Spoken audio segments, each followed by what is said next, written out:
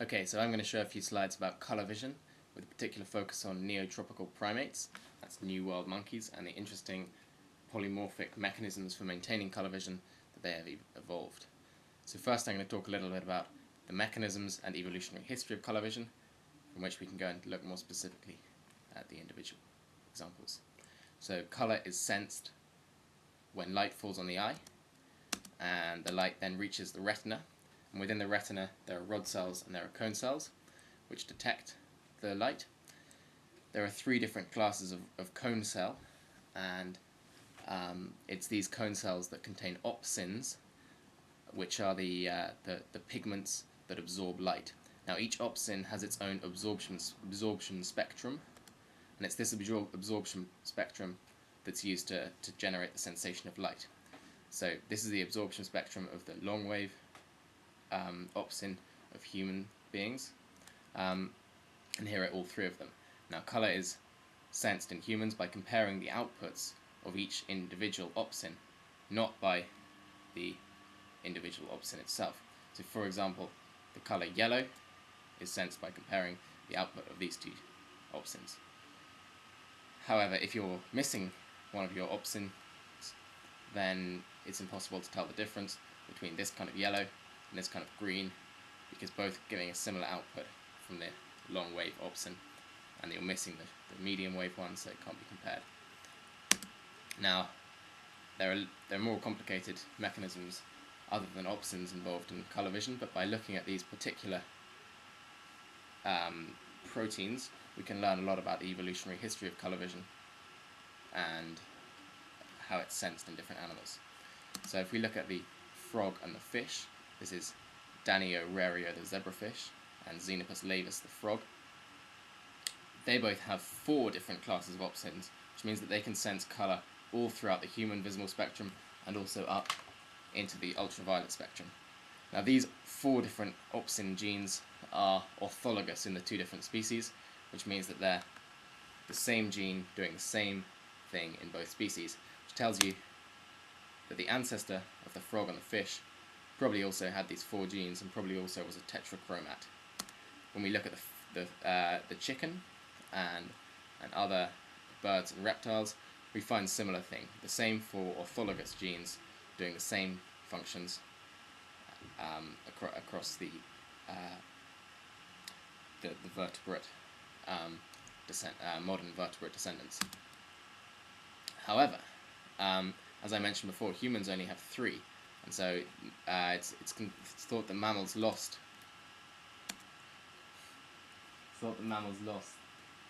Their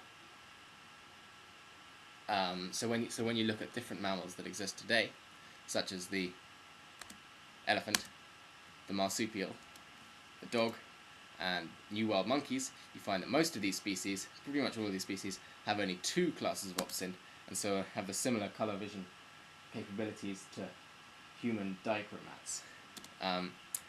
So this is it's hypothesized that the third and fourth opsins were lost at some point in the evolutionary history of mammals, possibly when mammals were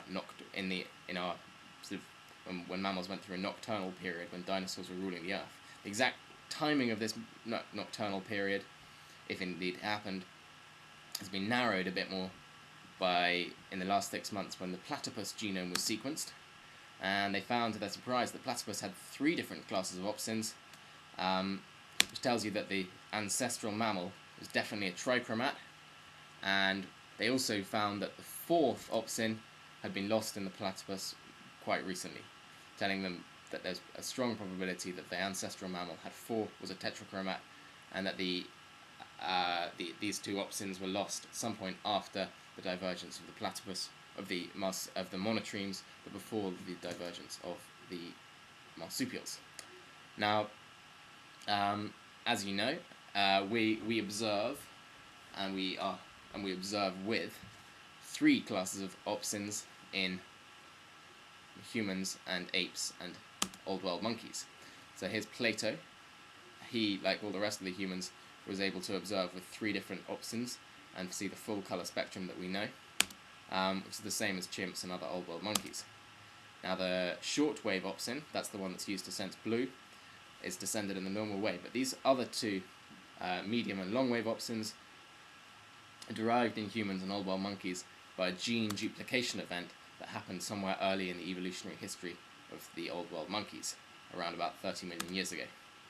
So this mechanism that we observe in the catarrhines, that's the old world monkeys and the apes, is that there are two different opsin genes on the X chromosome which allow us to have the and a third opsin gene which is on chromosome number 7 in humans, which allows us to have all three type of vision that we know.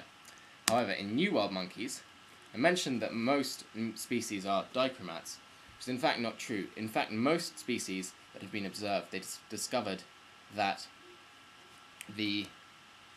some females have trichromatic vision, while all males are dichromates. Now, this trichromatic vision in some of the females is maintained by polymorphism at the genes at one of the opsin locus on the X chromosome. So what's happening is that there are two different alleles, one medium wave and one long wave opsin, at the particular locus on the X chromosome, which allows some of the females to have three different types of opsin and so be able to see with trichromatic vision. All males, however, are dichromates. Shows the most parsimonious phylogeny of the primates, with the catarrhines, that's the old world monkeys, and the apes at the bottom, all of which have universal trichromacy, shown by the black lines. The platyrrhines, that's the new world monkeys, almost all of which have the polymorphic trichromacy, and the prosimians, that's the lemurs and other prosimians, which are mostly dichromates like other mammals, except for a couple of exceptions. Now, within the platyrrhines, there are two exceptions there. Two genera show different habits. The first of which is Aloata, which is an interesting example of convergent evolution, as this also has the universal trichromacy of the catarrhines. This is interesting because it's the same mechanism that has been invoked in both cases. Both the old world monkeys and this genus of howler monkeys called Aloata have undergone a gene duplication of the medium and long wave opsins to achieve universal trichromacy. However, the other exception is this one, Aotus, which is the night or owl monkey, which you can tell from by looking at its eyes that it's a nocturnal creature, and so it doesn't really have any need for trichromacy, and is actually a monochromat, which tells you something quite interesting about the hypothesis that mammals lost their third and fourth opsins when they went through a period of nocturnal habits. Now, consideration of this particular polymorphism can tell us some interesting things about its mechanism and evolution. So if you look at the actual alleles involved at the particular locus in a single species, for example, if we look at Calathrix jacus, the common marmoset, the medium wave and the long wave opsin alleles are very different from each other, and in fact they're more different from each other than each is to their ortholog in the relative of the marmoset, the pygmy marmoset, Calathrix pygmaeus, or even a slightly more distantly related tamarind, the red-handed tamarind Sanguinus midas. Now this tells you something interesting about the evolutionary history of this polymorphism. The fact that the polymorphism has been maintained between the different species shows you that the polymorphism must have continued to exist in each of these populations since the divergence of the species at least 14 million years ago. Now, polymorphism isn't expected to last very long in a population. In fact, if you do the maths, under neutral evolution, polymorphism such as this in their population sizes would go extinct in less than 750 million years. But the survival time of 14 million years tells you that the evolution hasn't just been neutral, and in fact selection must have been involved. Now, the particular types of selection that have been involved is actually up for a much more debate. The obvious suggestion is that there's heterozygote advantage maintained by some kind of advantage to the trichromatic females in better fruit detection or predator detection. However, that particular hypothesis comes under some scrutiny, because that would suggest that evolution has been constrained by a lack of mutations, or in this case, gene duplication events, in these lineages.